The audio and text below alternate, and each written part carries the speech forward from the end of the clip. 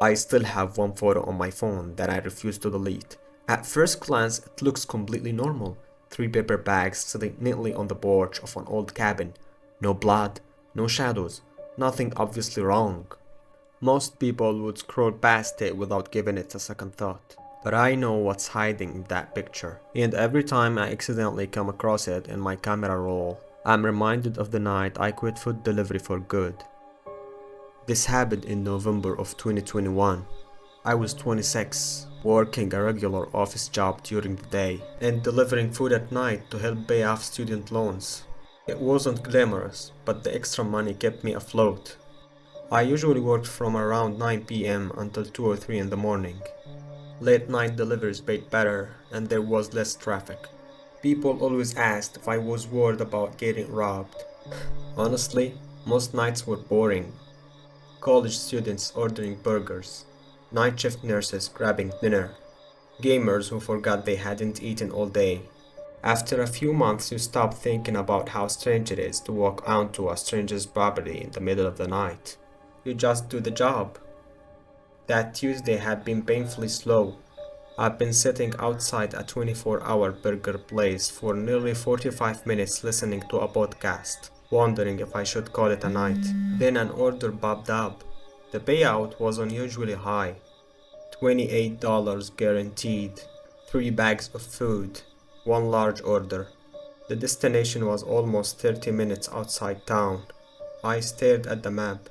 The bin sat deep inside the heavily wooded area I had never delivered to before. I almost declined it, but my electric bill was due that Friday, so I accepted.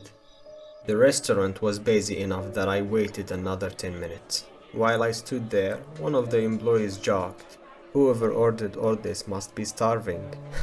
I laughed. I hope so. I loaded the bags into my old Honda Civic and started driving. For the first 15 minutes, everything felt normal. Street lights, gas stations, the occasional passing truck.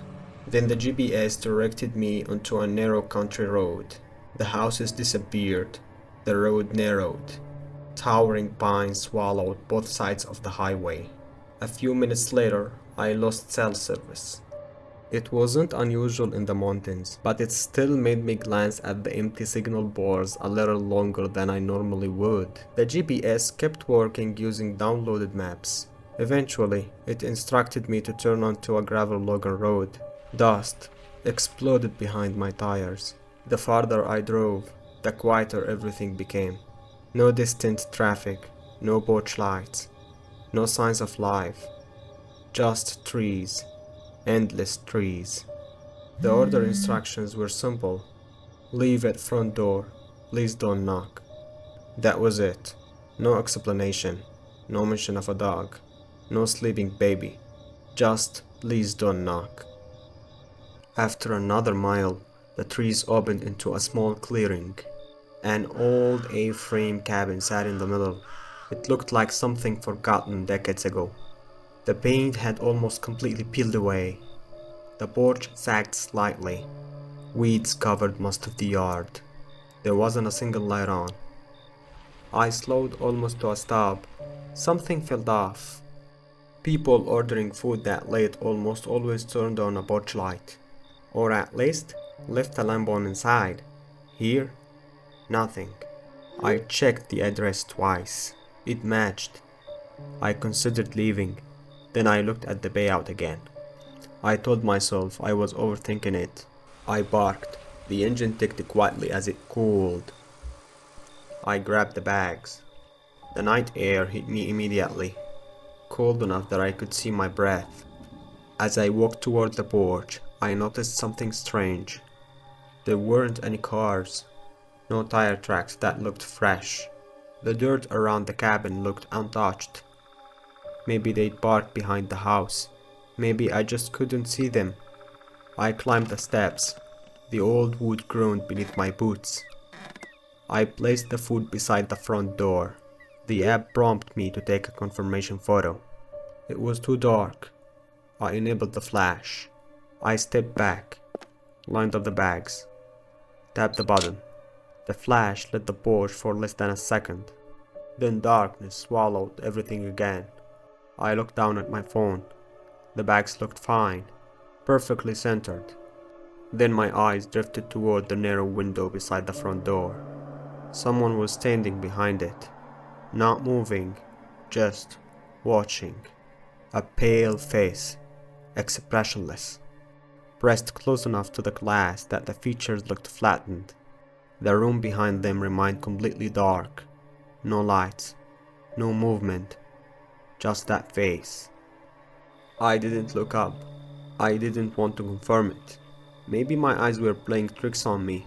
Maybe it was a reflection. I slipped the phone into my pocket, pressed complete delivery. I turned around, walked, slowly. I kept my pace steady even though every instinct begged me to run. Halfway down the path, I heard something. A branch snapping. Not behind the cabin, behind my car. I stopped. The sound hadn't been loud, just one sharp crack, like someone shifting their weight. I looked toward the trees surrounding the driveway. Nothing. Maybe a deer, maybe another crack. Closer. This time I ran. The bags were forgotten. Professionalism was forgotten. I sprinted toward my Honda. My keys slipped from my hand as I reached the driver's door. They disappeared into the leaves.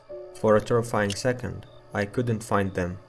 I dropped to my knees, blindly searching. My fingertips finally hit cold metal. I unlocked the door, threw myself inside, and locked it. As the headlights came on, they swept across the trees. Something moved. Not an animal. A person, dark clothing, standing only a few feet behind my car. The moment the headlights reached them, they turned and disappeared into the woods without running, just vanished between the trees. I didn't wait to understand what I'd seen. I started the engine. The tires spun before finding traction. The car fishtailed onto the gravel road. I drove faster than I ever had on that road. Every few seconds I glanced in the mirror. Nothing. No headlights. No one following. Eventually I reached pavement. Then cell service returned. I almost called the police. Instead, I just pulled into a brightly lit gas station and sat there for nearly 20 minutes, trying to convince myself I'd imagined most of it. Maybe the person in the window was simply waiting for their food. Maybe the figure near my car had been another resident walking outside. Everything had a reasonable explanation, at least individually, but together, none of it sat right with me. The next morning I contacted support and reported the address as unsafe. The representative apologized and thanked me for the feedback. That was the end of the conversation. A few hours later I checked my earnings. The customer had removed almost the entire tip. The trip that was supposed to pay $28 barely covered the gas. For some reason that bothered me almost as much as everything else. It felt like the generous tip had simply been paid to convince someone to make the drive. I deleted the app that afternoon. Maybe I overreacted. Maybe nothing would have happened if I'd stayed another minute. Maybe whoever was behind my car had no connection to the person inside the cabin. I honestly don't know. But I do know this. I've delivered to hundreds of homes. I've forgotten almost every address. Except that one. And every time I come across that confirmation photo, I catch myself zooming into the edge of the window, hoping I'll discover I imagined the face. I never do.